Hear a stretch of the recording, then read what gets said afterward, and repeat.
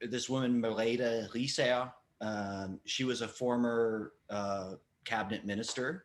She was a former minister of education, actually. Yeah. Yeah. And now she's in charge of Danish swimming. I mean, as much as you can say, what do you think about that replacement? Well, I had, again, this is my personal opinion. I had two criterias for which, and the first one is the absolute most important. It had to be an outsider.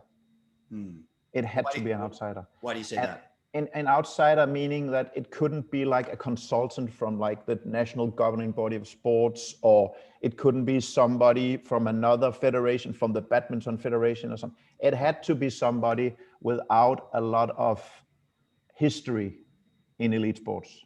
Yeah. And it had to be somebody who's smart. Pia was also smart, and luckily Merete fits both those descriptions. She's an outsider and she's really, really smart. So I'm happy.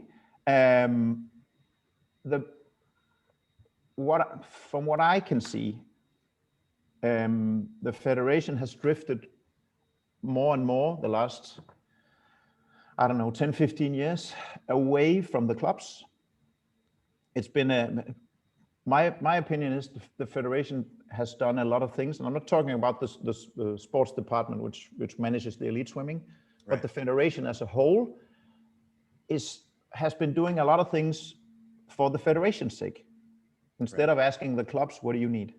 Right. And I think Merete is the right one to return to saying, well, what do the clubs need?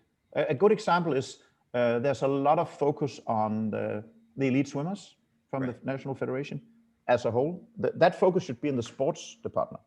That's what they're there for. Right. But there's a very big emphasis on, what do the elite swimmers think, and should we, how can we involve them and stuff? But it's not the elite swimmers that are members of the Danish Federation. It's the clubs.